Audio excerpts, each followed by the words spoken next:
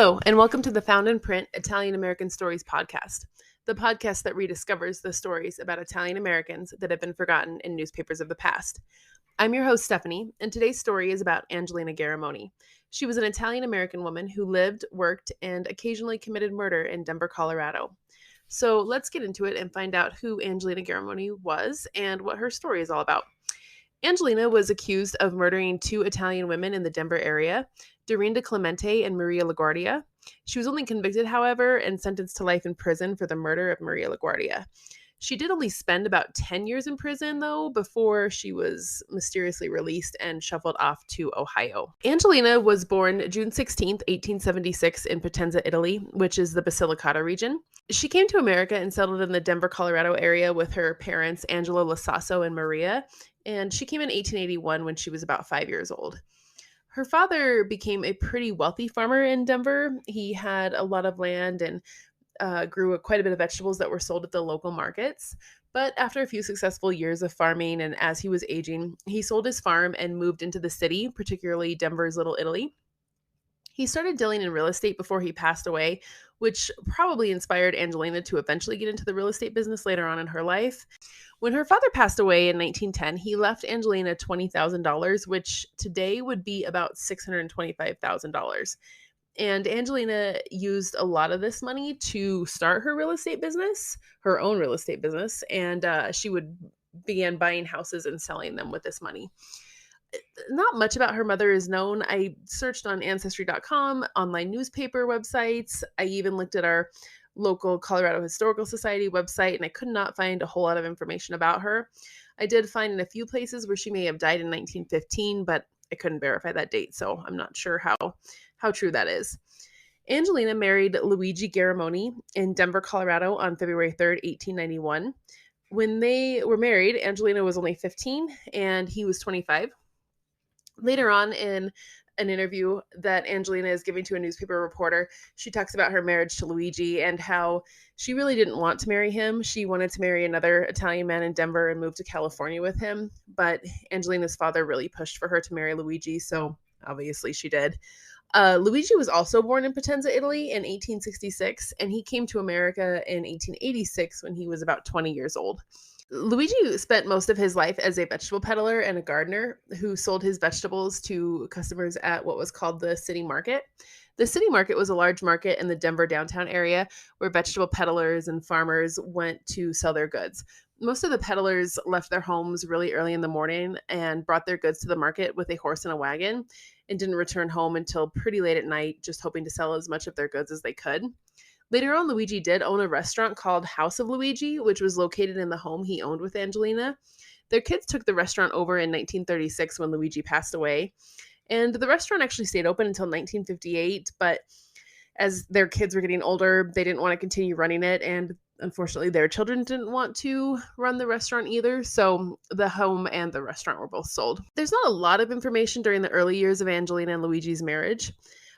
I can only imagine that they were having their babies, they were creating a life together, becoming known members in the Little Italy of Denver. One interesting fact that I did find about Angelina was she really enjoyed studying astrology, even though Luigi hated it and asked her to stop studying it, but she continued doing that. Angelina did what Angelina wanted to do. Many people referred to Angelina as a fortune teller. I never read anything about her using tarot cards or anything like that, so I imagine just her fascination alone with astrology may have led to others calling her a fortune teller. She also loved to read books, and during one interview, she told a reporter that she read St. Elmo, and St. Elmo was the third best-selling novel in the 19th century and was categorized as a Victorian romance. And I guess apparently when Angelina told the reporter that she had read St. Elmo, she blushed and turned her face away. I don't know if it's because of the Victorian romance and it was a little scandalous in 1910, but I thought that was kind of a funny story. Luigi's family experienced a tragic event in 1903 when his brother Pasquale was shot and killed by a Michael Brienza. Apparently, this all started over 50 cents and some celery. Just for a reference point, 50 cents today is worth about $15.75. One day when they were both at the city market, Pasquale told Brienza to pay him the 50 cents he owed him for some celery that he bought from Pasquale on credit. But Brienza insisted that he had already paid Pasquale the week before, and this disagreement quickly turned into a scuffle with the two men fighting on the ground. Keep in mind, this is at the local city market, so there are a lot of people around watching these two men rolling around on the ground and punching each other, I'm assuming. But during the scuffle, Brienza pulled out a revolver and shot Pasquale in the abdomen. He did live for about 3 weeks after the shooting, but ultimately passed away from his wounds. Brienza claimed that he shot Pasquale in self-defense because he was scared of Pasquale because he was so much bigger than him. So I don't know if he thought Pasquale was going to beat him to death, but he did claim self-defense. He was arrested and eventually found guilty for involuntary manslaughter and sentenced to prison. But a couple of months later, a local judge asked that the governor pardon Brienza in order to, quote, save the country the expense of caring for a large family. At this time, Brienza had 5 children and a wife that he was taking care of, and his youngest child was actually born while he was in prison. This first pardon attempt was denied, but he was later released, and he ultimately only served a total of 6 months in prison. And this created a long-time feud and some drama between the Garramone and Brienza family. They were always kind of watching out for each other and making sure that nobody was going to seek revenge, I guess. In a weird turn of events, Brienza himself was almost murdered by a man in 1908. One night during the summer of 1908, Brienza had a dream that someone was going to try and murder him. So out of worry, he created an iron breastplate for himself that he could wear. And he walked around the next few days wearing this iron breastplate. Keep in mind, this is the summer. In the Denver summers, they get pretty toasty. And he would garden outside. He would go on walks outside with his iron breastplate. It had to be heavy and uncomfortable and hot, but it does ultimately save his life. So a few days after his dream, he was out working in his garden when a strange man approached him and asked for a match. And while Brienza was reaching for the match, the man pulled out a knife and stabbed him, but he had the iron breastplate on, and the knife hit the iron breastplate and freaked the man out, and he ran off. Brienza did report this to the police, and he told the police that he had a vision that it was Pasquale's children or maybe some of his brothers coming to kill him. I couldn't find if anyone was ever arrested for this or if Michael was ever able to identify the man. But back to Angelina, she starts popping up in the newspapers around 1902. And one of the earliest articles that I could find on her was titled Beauty and the Plot. The Italian beauty is suing Michael Vecca. And this was a headline in the Denver Post dated October 12th, 1902. The paper describes Angelina as a beauty and Michael Vecca as a handsome young Italian man. So I think the reporter is the one that's actually trying to create some kind of a plot here with how he's describing them. Because in the article, Angelina describes Michael as being bloodthirsty and claims he had made numerous threats to kill her. So apparently, the story goes, Angelina had some type of paperwork that belonged to Michael's mother-in-law, and Angelina was not giving the papers back. I couldn't verify what type of paperwork, but if I had to guess, I would say the paperwork was related to real estate transactions. And we'll get into Angelina's real estate dealings later on, but they weren't always on the up and up. So kind of have a feeling that the paperwork had to do with real estate transactions. So one day Angelina was standing on West 38th Avenue, which is a street that she lived on. And it's also one of the largest avenues that runs through Denver's Little Italy. And she was waiting for a car to come pick her up. At the same time, Michael was leaving his house. So I'm assuming he lived on West 38th as well, or one of the cross streets, I suppose. But he was leaving his house to go to work. And when he saw Angelina, he went up to her and told her, quote, Angelina, are you going to take those papers back to my mother-in-law? Because if you don't, I will murder you. And this is the last day of your life. So keep in mind that this is according to Angelina. And this is also being reported in a newspaper from a newspaper reporter. And early 1900s, newspapers were known to kind of be gossip columns in a way and embellish a lot of stories. There may have been some truth to this, of course, but I feel like some of the language is probably embellished. And especially because Angelina's response to him is, here is my life, take it, I'm not afraid of dying.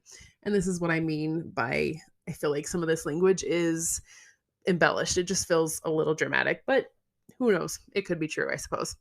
So at this point, Michael apparently puts his hand towards his pistol, and I'm guessing the pistol was on his hip or maybe in a holster across his chest.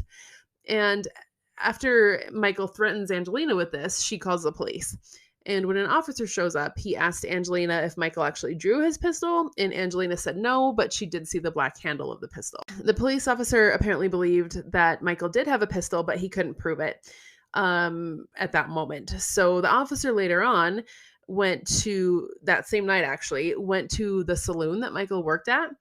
And once the officer got there, he could see that Michael had a pistol on him and officially searched him and proved that he did own a pistol. But Michael was able to convince the officer not to arrest him because he said that he needed to be armed since he worked in a saloon in downtown Denver. So the officer didn't arrest him, but he did give him a ticket for concealing a weapon. I mean, I didn't know that they had permits back then. Maybe they did, and maybe he didn't have a permit for his gun.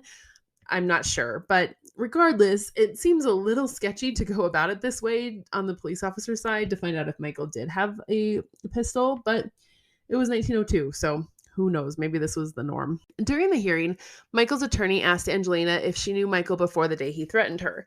And Angelina claimed that she only knew him by sight, but never spoke to him before that day. And she actually says this a couple of times about people that she knows.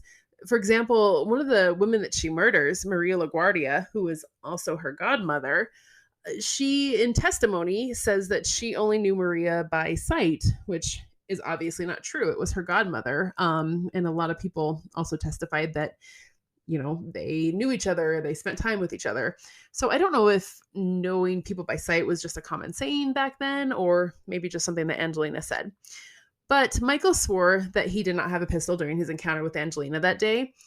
But in his testimony, he did admit that in the past he had served 6 years in prison for murder. So, I mean, I guess at least he admitted it, but I can't imagine that boding very well for him during this hearing.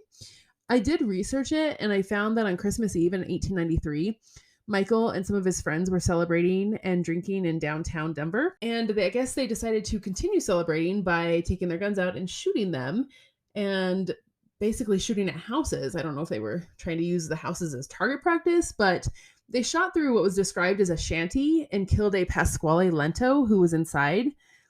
This just feels so Wild West to me. I mean, it's downtown Denver. People are everywhere out celebrating on Christmas Eve, and people just decide to start shooting at houses. It's just, like I said, it feels a little Wild West to me. Michael was eventually arrested for this and convicted of murder, and he was sentenced to 10 years, which I feel like 10 years is kind of a small sentence, but who knows. He was pardoned, though, 6 years later in 1900. But back to the dispute between Angelina and Michael. Michael's attorney told the court that he believes there were ulterior motives to Angelina's suit against him. And he reminded the court and the judge that, quote, hell hath no fury like a woman scorned. But he follows it up with, he just doesn't know why Angelina is scorned. And supposedly at this statement, Angelina becomes frustrated and throws her hands and her head up in disgust. And honestly, I can't blame her. I mean, he's basically saying that she's mad and she's scorned, but we don't really know why. But I know that she's mad and she's scorned. So if I was Angelina, I would be a little irritated with that too. But an article comes out in the Denver Post a few days later that does give a few clues to why Angelina may have been scorned. Michael testified that he believes Angelina was in love with him and wished to marry him. And he obviously turned her down because he was married, and he thinks that this is why all of this was happening. And the newspaper actually describes Michael's wife as being very feminine and tiny. And I don't know if they were trying to compare his wife to Angelina, but regardless, they felt the need to describe his wife this way, and I thought that was kind of interesting. So in an odd turn of events, though, Michael may have been telling the truth about Angelina being in love with him, because that same year, Angelina filed a suit in the district court against a Conchetta Brindisi for slander. Angelina claimed that Brindisi accused her of trying to seduce her son-in-law Joseph to leave his wife and children and elope with her, which that sounds eerily similar to what Michael claimed was happening. Angelina did not appreciate this accusation, of course, and she accused Brindisi of calling her vile names like, quote, a common prostitute, and stated that this was ruining her good name and her ladyship. And there was even talk that Angelina apparently tried to chloroform Joseph. this is another example of things that seem far-fetched to me. I mean, what was she going to do? Chloroform him, drag him to her basement, and force him to fall in love with her? But however, as we get into Angelina's murders later, who knows? Maybe there's some truth to this as well. So Angelina was suing Brindisi for $10,000, and that's about $345,000 in today's money. But Angelina said that she was justified suing Brindisi for this because a lot of her friends were shunning her due to this accusation. And in one article in the Denver Post, they actually described Angelina's suit in kind of an offensive way. The first line of the article reads, "Italians are ordinarily termed cheap, but Angelina is the exception because she is trying to sue Brindisi for $10,000. I mean, they just completely generalized all Italians there in that statement. I am assuming that this case and her conflict with Michael were both dismissed because I could never find anything stating otherwise. But one thing that keeps kind of running through my mind, and I have to wonder, what was Luigi thinking while all of this was happening? His wife is accused of being in love with 2 other men.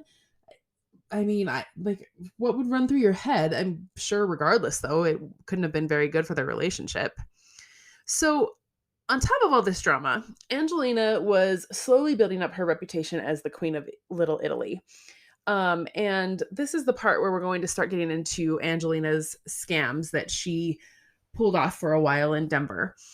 Angelina was known to many Italians in Denver's Little Italy as La Diavola Rossa, which is the Red Devil. One shop owner in Denver's Little Italy described who Angelina was by saying, quote, "She gathered people around her. They find out too much, then poof, we see them no more, and next we hear of their bones being found." The Italians of Denver not only called Angelina La Diavola Rossa because of her evil acts, but apparently she had kind of reddish brown hair, so that fit as well, I suppose. She was also famously known as the Cassie Chadwick of Denver's Little Italy. And if you look her up in newspaper articles, you'll see her referenced and called Cassie Chadwick of Little Italy. So Cassie Chadwick was the pseudonym for a famous con artist, Elizabeth Bigley. And she defrauded numerous Canadian, American banks out of millions of dollars during the late 1800s and early 1900s. She accomplished this by claiming she was the illegitimate daughter of Andrew Carnegie, and she forged a promissory note from Andrew Carnegie and used this to get loans from major banks in America and Canada. I guess if I had to choose between Cassie Chadwick and Queen of Little Italy, I would probably choose Queen of Little Italy just because of the Italian aspect of it. So Angelina began dealing in real estate with her father before he passed away. And real estate was Angelina's largest scam that she'd pulled off in Denver for a while. But here's the thing, what makes this scam even worse, besides the fact that it's a crime, was she primarily scammed her fellow Italians, many of whom spoke barely, if any, English, and trusted her to look out for them. So what Angelina would do is, to gain the trust of the Italians in the Denver area, she would ask them what they thought their property was worth. And once they told her, she would then offer them a few $100s more than what they thought the property was worth. And she would tell them things like, "You don't want to live in this area. It's considered the slums where you live. Let me take it off of your hands. I'll pay you extra money for your home, and you go buy a home in a better area."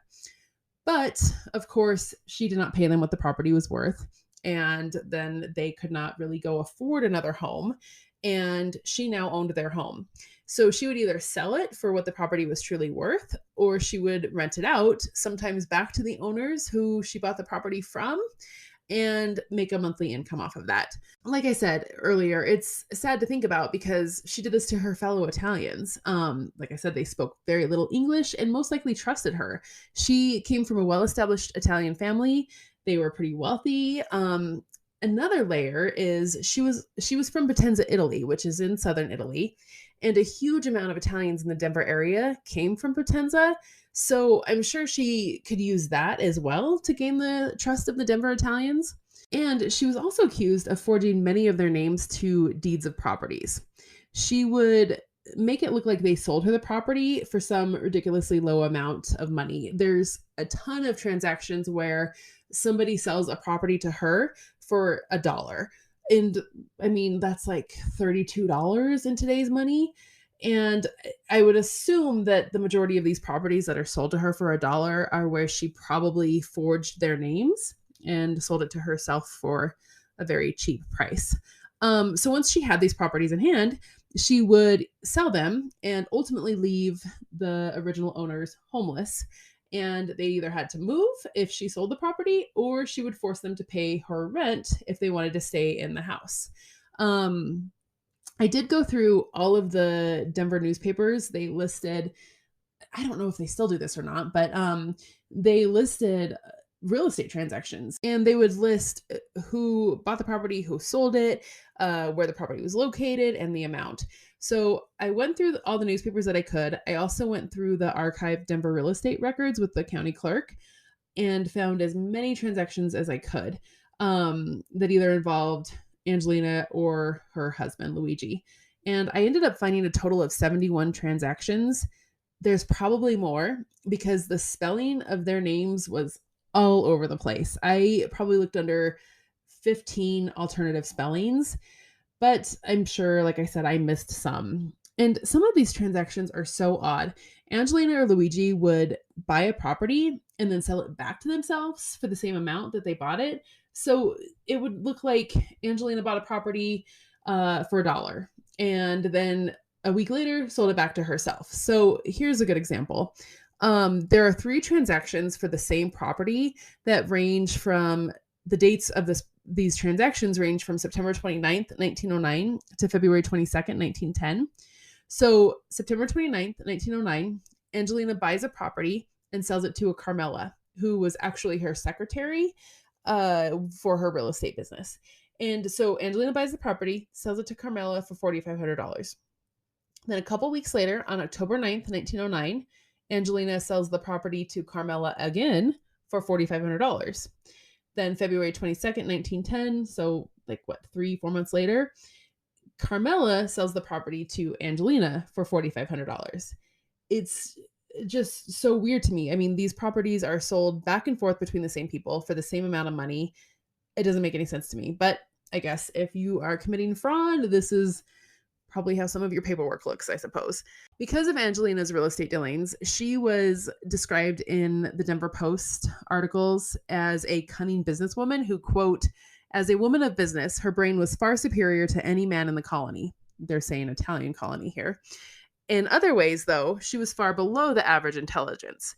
So whatever that means, I mean, how are these newspaper writers even gauging this? They most likely probably never even encountered her or even stepped foot in Little Italy.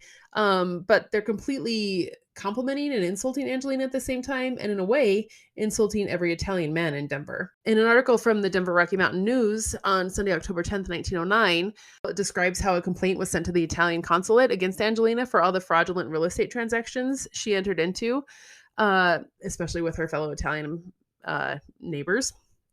And in the article, it states that thousands of dollars were lost along with the properties of many Italians. But Angelina's attorney, who his name was E.N. Clover, claimed that these complaints were coming too early and they needed to wait for Angelina's plan to come to maturity. Her attorney also stated that many of Angelina's fellow Italians were not as business-minded as she was and just basically didn't understand the mutually agreed upon transaction that took place. But in between these real estate transactions, fraud, scam, whatever you want to call it, Angelina also began a piano scam. So in an article that came out in the Denver Post on April 24th, 1910, it describes this new scam of hers. So apparently Angelina would rent pianos from a local company in Denver, and she would even pay the rent a few weeks in advance, but then turn around and sell the pianos for a profit. I imagine, though, she would have had to have made a pretty good profit to offset the cost of the rent that she had already paid. And I'm sure she sold the pianos for a really high price and convinced whoever bought them that they were getting the best deal ever. But what I found that was really interesting in this article was towards the end, the author pointed out that Angelina used 3 other names to conduct her business under: Angelina Cericcia, Marie Brown, and Rose Wortley. I did a quick look through the newspaper databases, Ancestry, and honestly, it turned up nothing on these additional names, but I mean, who knows? Maybe there are some transactions that are out there with these names in them. But in October of 1909, her scams were starting to catch up with her because she was officially charged with forgery due to her real estate dealings. and she was officially charged with 8 counts of forgery. The charges against her initially came about from a real estate transaction involving a Giovanni Acavetta. Giovanni became aware that the house he owned with his wife was no longer in their names, and he claims that neither he nor his wife signed over the deed of their property to Angelina. But looking at his signature, he could tell that someone signed his name and it wasn't him. And when I found the actual real estate transactions for Giovanni, it is a little interesting. So here are the transactions. On July 23rd, 1910, Giovanni, quote, sold the property to Angelina for $1. Then that same day, Angelina signed the deed over to Dorinda Solano, and the property was again sold for $1. Then a couple of weeks later, on August 6, 1910, Dorinda sold the property back to Angelina for $1. And I never found any further transactions on this property. Remember the name Dorinda Solano, though, because we will get into her later. She is one of the women that Angelina is accused of murdering. And Dorinda was one of Angelina's business associates, and they were known to be friends as well. So Angelina wasn't officially arrested, though, until September of 1910. And in an article from the Denver Post, it details Angelina's first court hearing and how she was ultimately freed on bail. So during the arraignment, Angelina's family was present, and they brought Angelina's youngest child, baby Tony. And when Angelina pled not guilty, baby Tony apparently screamed and went into a full meltdown. I don't know if it was because he heard mom's voice and wanted mom, but the author of the article put it as if baby Tony was trying to say, "You blickety, bald-headed berserk. Of course she's not guilty," which of course we learn later that she is most definitely guilty. Angelina was then handed baby Tony to try and calm him down. And with this, the judge became irritated and declared that Angelina's bail stands and that she needs to leave. So it kind of sounds like his patience ran out and he didn't want to listen to a baby crying in his courtroom, and released her on bail. So not sure how much of this story is embellished, but I did see 2 different articles from 2 different papers recounting this event. So could be some truth to this one. So let's get into talking about Dorinda Solano. This is one of the women that Angelina was accused of murdering.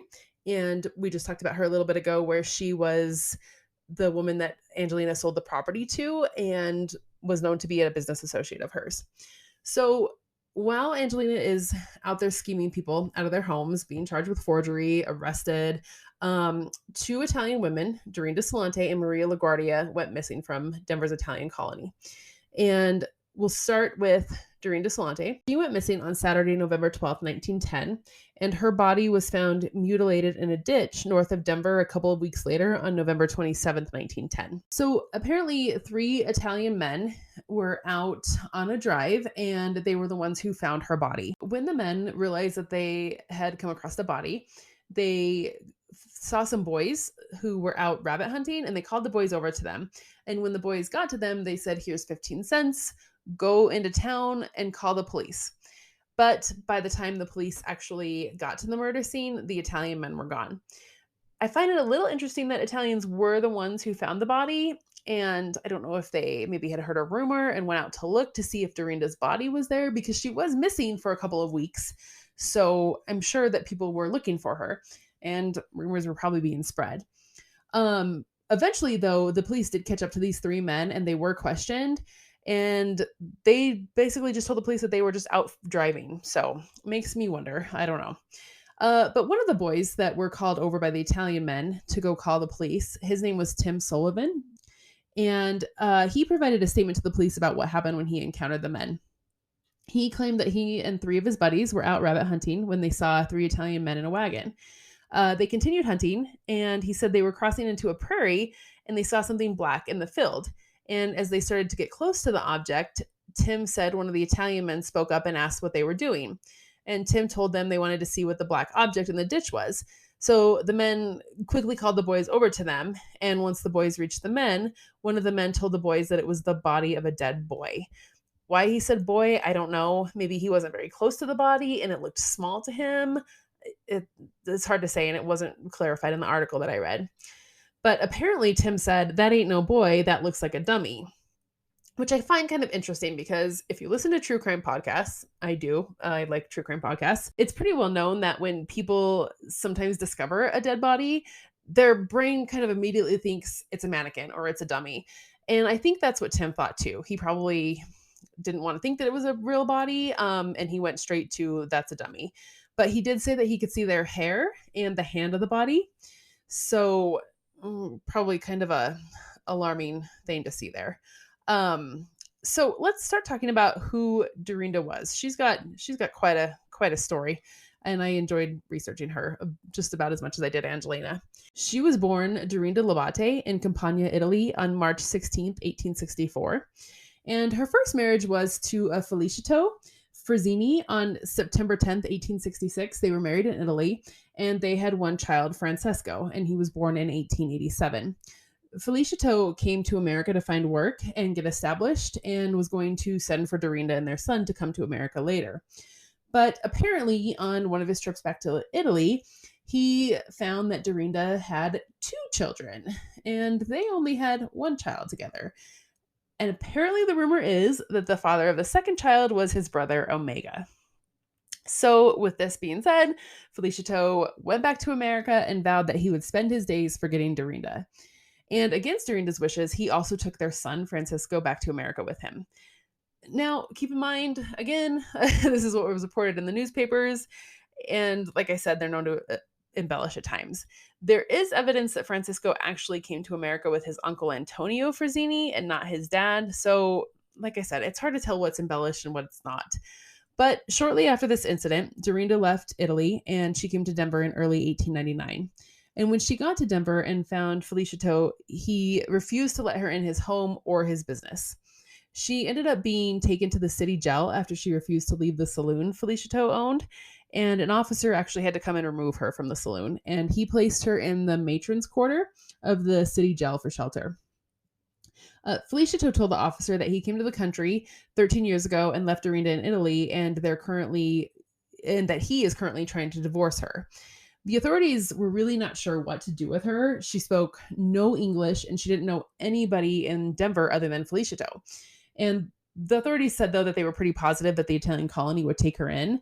But if the Italian colony didn't take her in, it was reported that they would have to send her to the poorhouse for an indefinite amount of time.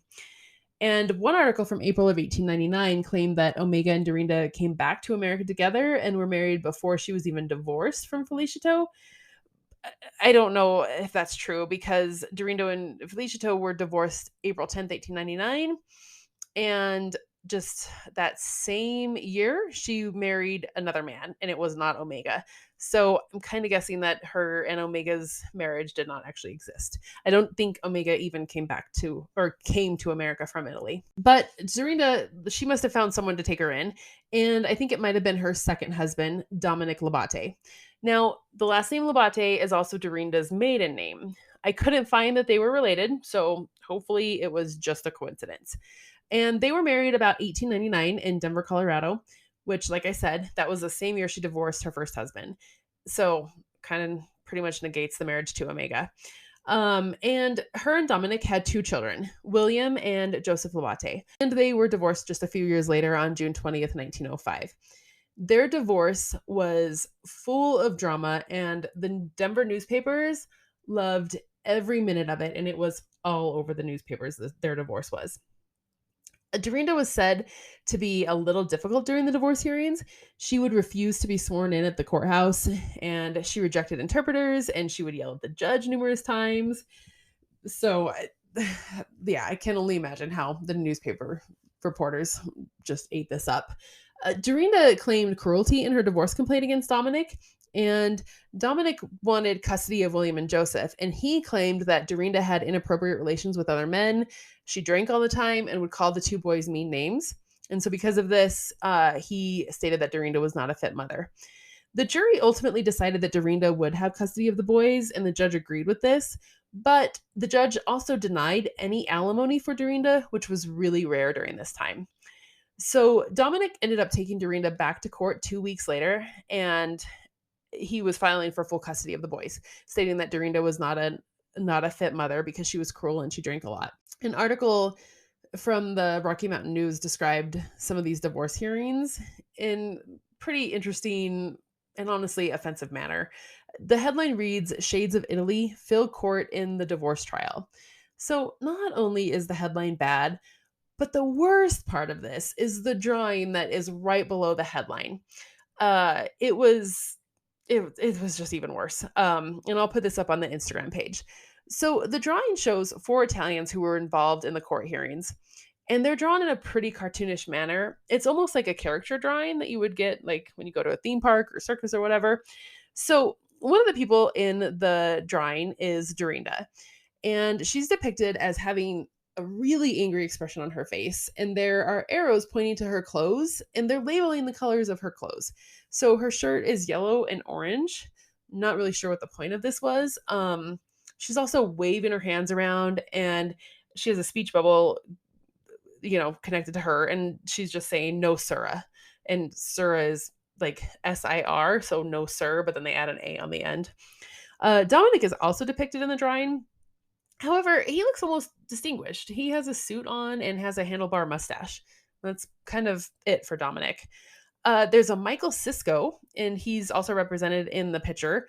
He's not described in the article as to how he is important to the divorce hearings, but he is in the drawing. And his nose is drawn really large, and it has black dots all over it. So I don't know if this is meant to show freckles or blackheads or dirt, but regardless, it's pretty obvious that it's big nose, and they probably meant to draw it pretty big. And his speech bubble says, "I tend mine own business." And that's all that you really hear about this Michael Cisco.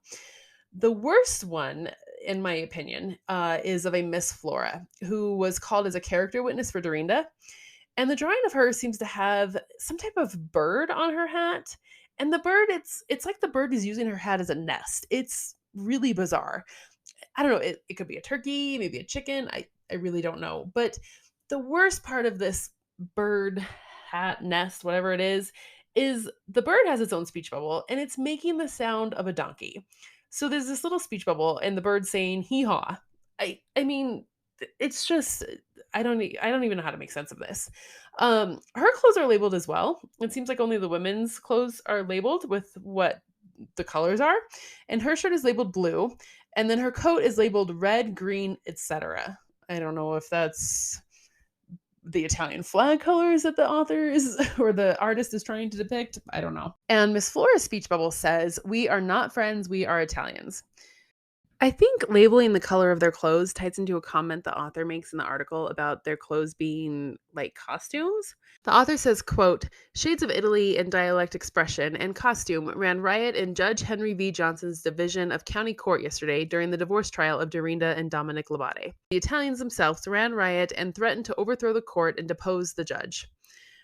I mean, seriously, overthrow the court? Come on. And then he refers to their clothes as costumes. It's so fabricated that I have to believe that the author is just trying to grab the attention of the readers.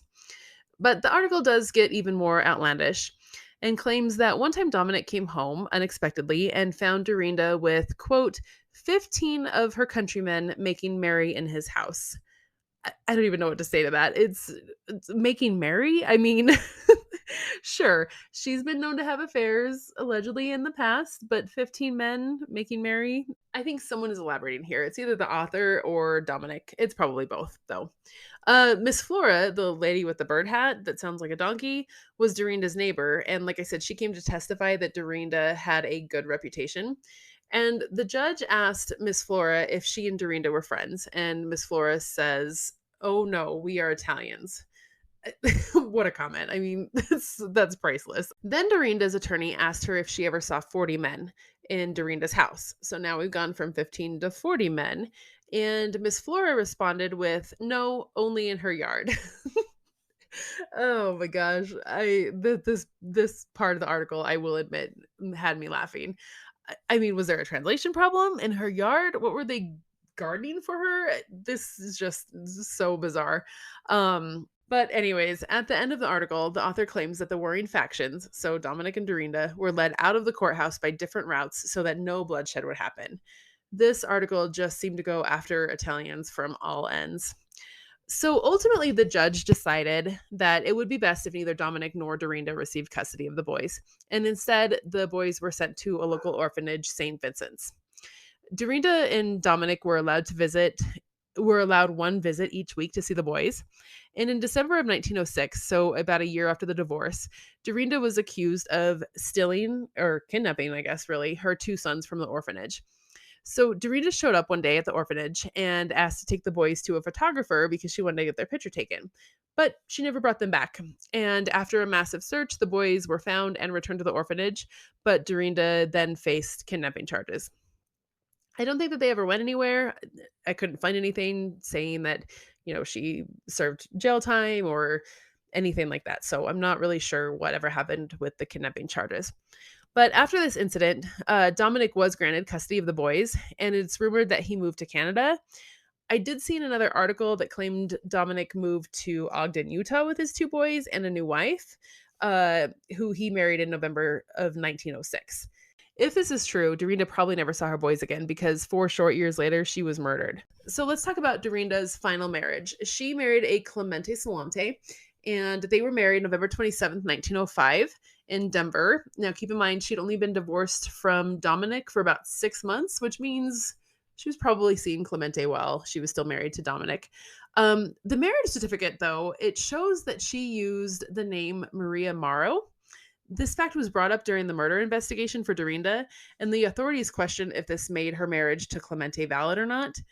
I looked up the name Maria Morrow in the newspaper databases and Ancestry.com. I couldn't find a whole lot of information on it. I don't know why she used this name. She was already divorced from Dominic. Maybe she thought she was marrying too much. I don't know, and decided to use an alias. I'm not really sure. But one article in the Denver Post from 1905 suggested that she used the name because a year had not passed since her divorce, and because of that, her marriage to Clemente would be considered invalid. So I don't know, maybe that was a law that existed in the past. I tried looking that up and I couldn't find anything. There are a lot of Morrows in the Denver area, and during this time and still today. So maybe she knew them in some way. I really don't know why she used that name. So I'm going to sidetrack here for just a quick moment and tell a story. My mom, she was born and raised in Denver, and her father, John Smaldone, knew some of the Morrows, particularly the Morrows that owned the Roger Morrow car dealership. And this was one of the only car dealerships that my mom and her siblings were allowed to go buy cars from. And there were 7 of them. So Roger Morrow probably made a pretty good amount of money off of my family, but I just wanted to tell a little side story there. There is evidence that Clemente and Dorinda had a child named James, born in 1908. I had a lot of trouble confirming that this is valid and that they had this child. The 1920 census shows Clemente with his new wife, Josephine, and a son who was born in 1908. Clemente was married to Dorinda at that time, and Dorinda was still alive. She didn't die until 1910. So that would make sense that the child was Dorinda's, but I guess Clemente could have had an affair on Dorinda too. So who knows? There are also Denver directories that show a James living at the same address as Clemente as late as 1932. So I know that James exists. I just don't know if Dorinda is actually his mother or not. I found a photo on Ancestry.com that could possibly be of him, but I couldn't really prove it, so I didn't include it in the photos that are on the Instagram page, just in case it's not accurate. I didn't want to put that photo up. Her son, Francisco Frazzini, the child from her first marriage with Felicito, he struggled a little bit later in life. He was described in a few articles as an invalid. I couldn't find any specific illness. However, he was born deaf, so I don't know if that's why he was described as an invalid. I'm not really sure. He did try to commit suicide in 1909, and this was about a year before his mother was killed.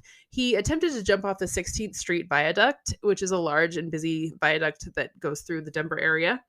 Luckily, there were some passengers who were waiting for a rail car to come, and they were able to restrain him. The newspaper article that I read said that it took 6 men to hold him back, and they were even struggling to hold him back.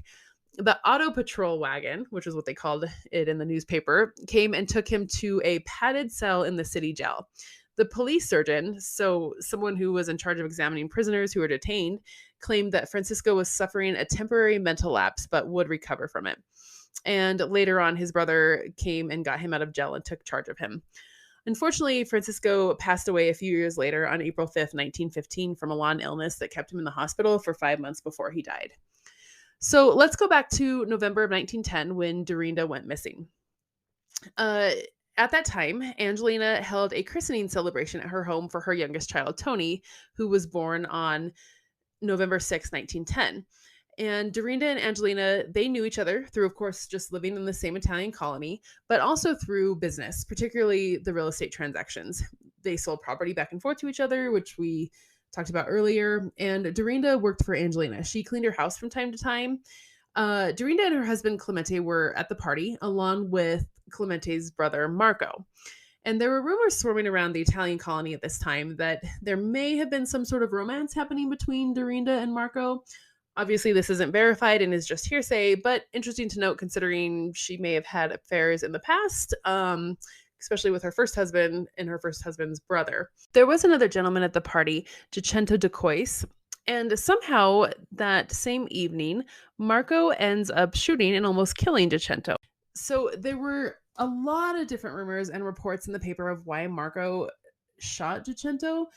One rumor was that Marco hated the marriage between his brother and Dorinda and would often speak ill towards Dorinda. And so during this christening, Jacinto stood up for Dorinda and this angered Marco. So he pulled out a gun and fired 2 bullets, hitting him in the chest.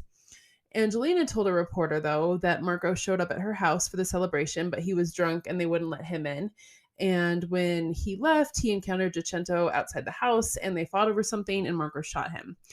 Another rumor was that Marco had asked Jacinto to have a drink with him, but Jacinto declined, so Marco followed him when he left the christening and shot him. The only thing that really stays consistent is that he was shot in the chest twice.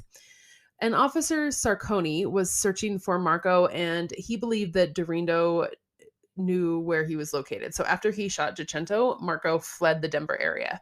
So Sarconi came to Angelina's house where Dorinda was staying and told her that she needed to tell him where Marco was. And she said she didn't know, and he threatened to come back the next day and arrest her if she didn't reveal Marco's location. And this was the last time that Dorinda was seen alive. She disappeared that same day from Angelina's house. Officer Sarconi and another Italian officer were told that they can say goodbye to their jobs if Marco was not found. So these 2 officers, because they were Italian, were placed in Little Italy in hopes that the Italians would open up to them, because Italians were generally not known to speak to authorities at this time. So, of course, these 2 had a lot of pressure to find Marco. Not only to find Marco, but to try desperately to get the Italian community to confide in them, which of course was not an easy task at this time. And like I said, they were Italian.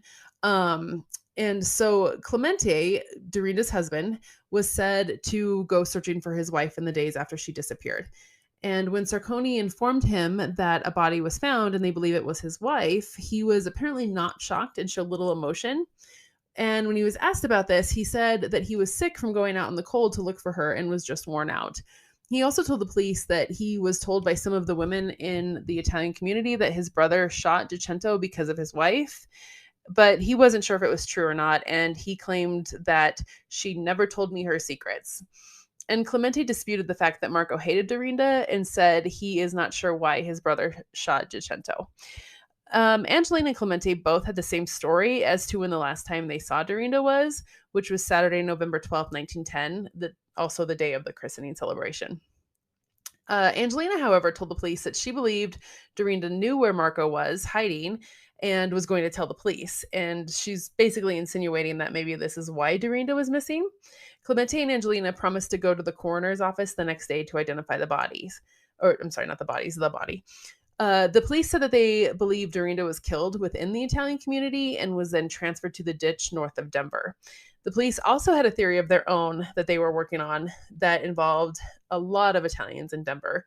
And in a Denver Post article from November 29th, 1910, the headline read, "Band of Cutthroats Blamed for Murders in the Italian Colony." So the police believed that there was, I guess, a small gang of assassins/serial killers made up of Italians running around Little Italy and murdering random people. To be fair, I can see why they possibly explored this theory. There were numerous murders and a strange disappearance in Denver's Little Italy at this time. The article also stated that this apparent group of murderers went through the Little Italy dressed as detectives questioning Italians so that they could figure out who was providing information to the police. Not sure how much of this is true and how much is exaggerated, but it is kind of an interesting story. The author also pointed out that this incident was increased, that this incident has increased the tendency of the Italians to not speak to the authorities and, quote, have the sudden incapacity of understanding English. I can't blame them. That would be scary. If you're not sure if you're talking to a police officer or a possible murderer who's looking to see if you are speaking to the police, that would be pretty scary. At the end of the article, the author goes on to describe the Italians living in Denver's Little Italy in a less than flattering way. So it says, quote, with the increase in population of Denver, many undesirables appear, and the worst of the bunch are the vicious idlers of the Italian quarter. Usually they are young men, and they spend most of their time drinking and playing cards. To be fair to the author, they did point out later on that not every one of the Italians in Denver were undesirables. The author stated that the merchants and hard workers of Little Italy were the ones that truly suffered from the criminals that did exist in Little Italy, which is true. That's very true. So to be fair, he did follow it up with something a little bit more positive. And this makes sense. Every community, colony, whatever you want to call it, has its criminals, not just the Italian community. But in 1910, Italians were not always looked upon in the most favorable manner. The chief of police was also quoted saying that Dorinda was a part of this gang and that she was known to not be able to keep a secret. So the chief was floating another theory here on why Dorinda possibly disappeared. And many believe that Angelina was in charge of this gang and had something to do with Dorinda's disappearance. I just have to say that if this is true and Angelina was in charge, she must have really been a force to be reckoned with, because I'm pretty sure women were not known to run things like this. I mean, I could be wrong, but it's also 1910, and it kind of sounds like she's just running the, I guess, darker side of Little Italy in Denver. It's just, like I said, a force to be reckoned with.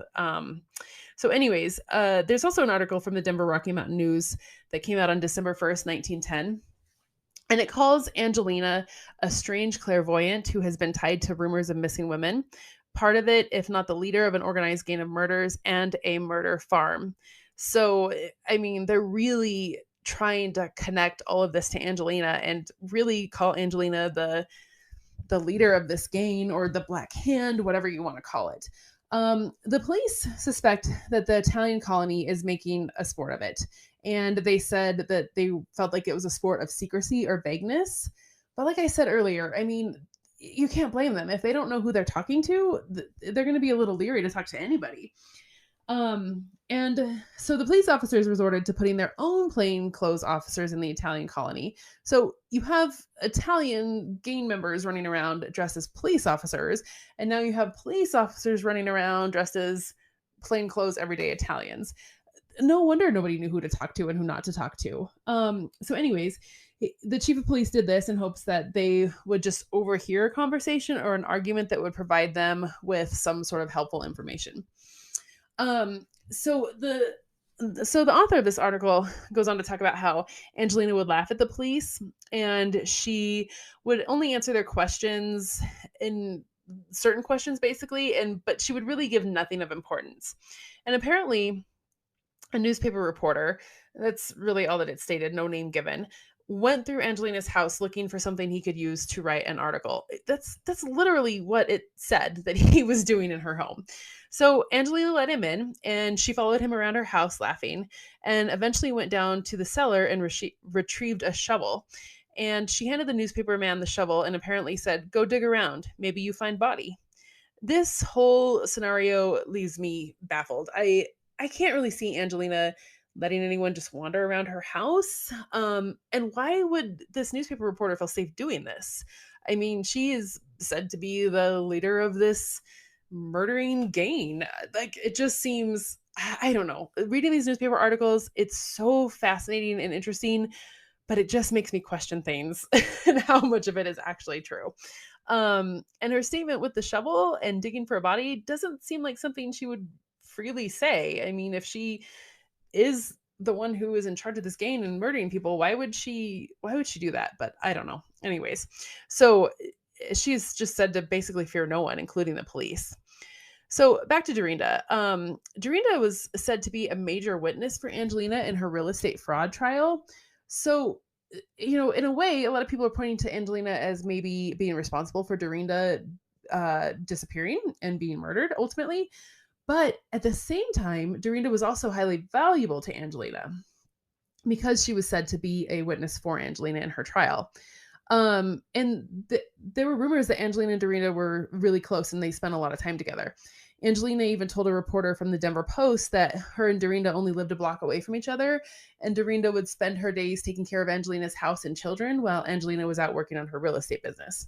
She also told the reporter that Dorinda took care of her children the last time that she was in jail. Oh, Angelina, she is quite the lady. So it was also known that Dorinda was a business partner with Angelina in her real estate dealings. I don't know how much she was actually a business partner as much as Angelina just sort of used her name to sell her properties or buy properties back from her. I kind of have a feeling that it was more Angelina making her a business partner without Dorinda knowing. But if Angelina did have a motive to hurt Dorinda, it was probably tied to the murder of Maria LaGuardia, which we'll get into later. So let's talk about the murder of Dorinda. A headline that caught my attention in the Denver Post was, "With stiletto and club, a murderer put an end to the life of Miss Solano." I have to admit, when I first saw the word stiletto, all I pictured was a red high heel shoe. So I had to look it up because I knew it probably wasn't a red high heel shoe. And I realized stiletto is also the name of a knife. So learned something new there. The author also said that her head was almost completely removed and she was blindfolded and the body was wrapped in burlap. In another article from the Denver Post, the author provided an extremely detailed breakdown on what Dorinda was wearing when her body was found.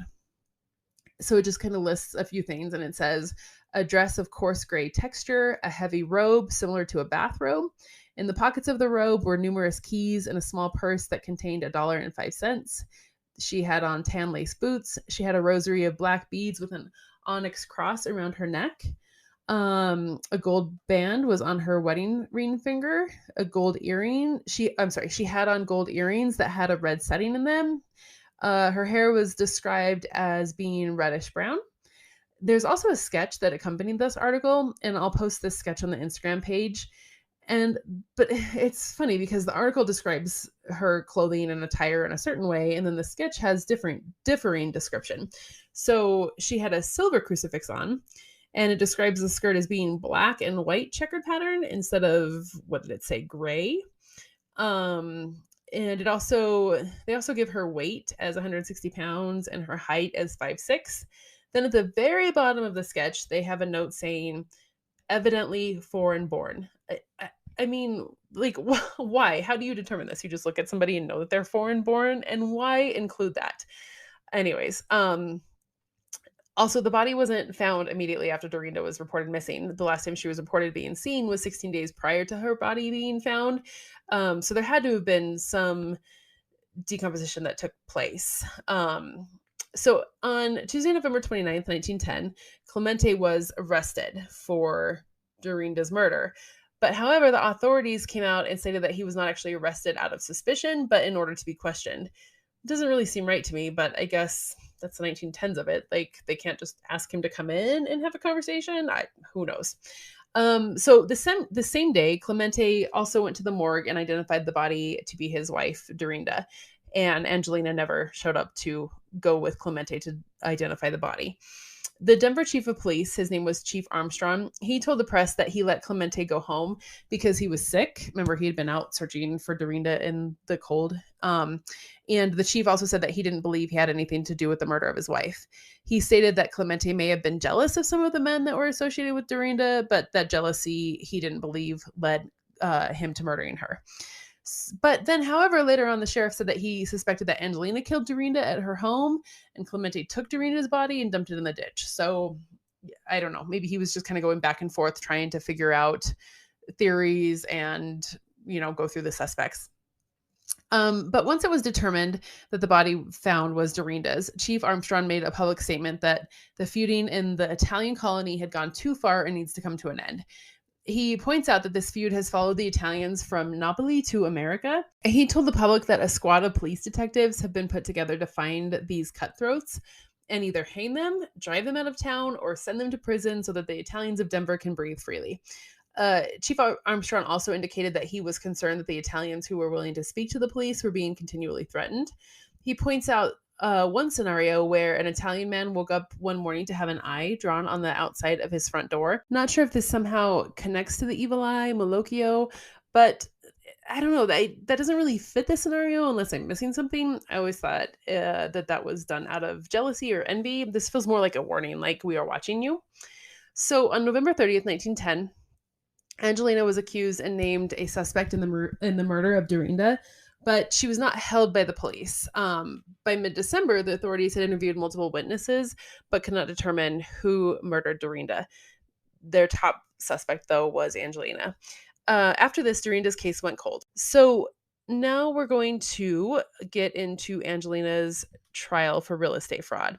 And it's easy to forget that while all of this was happening with Dorinda, Angelina was preparing for her trial regarding her forgery charges. The first day of her trial was on December 19th, 1910. Remember, Dorinda's body was found November 27th, 1910. So this is all happening within this fall-winter area of 1910. Baby Tony was there this time as well, but this time they kept him out of the courtroom. And instead, he stayed in the sheriff's office eating a cracker and being watched by a nurse. The prosecutor on the first day of the trial spent time discussing the potential fraud that was committed against Giovanni. And Angelina's handwriting, particularly the way she wrote a lowercase a, seemed to be the strongest piece of evidence that pointed to Angelina's guilt. A handwriting expert, George Keene, pointed out that Angelina's way of writing a small a was, quote, the most peculiar he had ever seen. He looked at multiple deeds thought to be forged by Angelina and determined that they were all written and signed by the same person, and he believed that that person was Angelina. He pointed out that when Angelina wrote a lowercase a after another lowercase letter, she made the A in two strokes. She would first make an oval, then put a tail on it.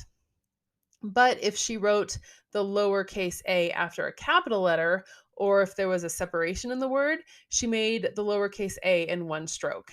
I found this so fascinating. I didn't know that handwriting and analysis went back this far. I mean, this is 1910. And I know that, now the handwriting analysis is not always reliable in cases, but I just thought it was really interesting to read how this expert broke it down. And like I said, I didn't know that it went back that far. Another piece of evidence that the prosecutor used to show how much of a, quote, master fraudster Angelina was the fact that on one of the deeds, the notary, whose name was John R. Keyes, misspelled the word April. He spelled it Aprile, which this is the Italian way of spelling April, not the English way. And I'm guessing John Keyes was not Italian, so obviously, this was odd to the prosecutor. And when Angelina was on the stand, the prosecutor asked her to spell April, and she spelled it the way she knew how, the Italian way. The prosecutor also had Angelina write April 11th, and she wrote, instead of April 11th, she wrote 11 April, and April was spelled Aprile, the Italian way. So the prosecutor pointed out that the date was written on a deed, and it was wrote 11 April. And instead of the more, I guess, American way, which would have been written by the notary, John R. Keyes, he points out that this had to have been written by Angelina. So I thought this was a pretty convincing piece of evidence, too, because John R. Keyes most likely would not spell April that way. So the prosecutor also had Angelina spell April out loud, and she spelt it Aprile. So he really hammered home this handwriting and the April 11th issue, the prosecutor did. On January 7th, 1911, Angelina was convicted of forgery and received a sentence of 8 years in prison. And when the judge read her sentences, many reporters said that Angelina just sat there with a small smile on her face. Okay, so I think we are going to stop there for part 1 of Angelina Garramone's story. And when we come back next time, we will start with the murder of Maria LaGuardia, who was also Angelina's godmother. So I hope you enjoyed listening to the first part of Angelina's story, and I hope you come back to listen to her second part, and I will see you next.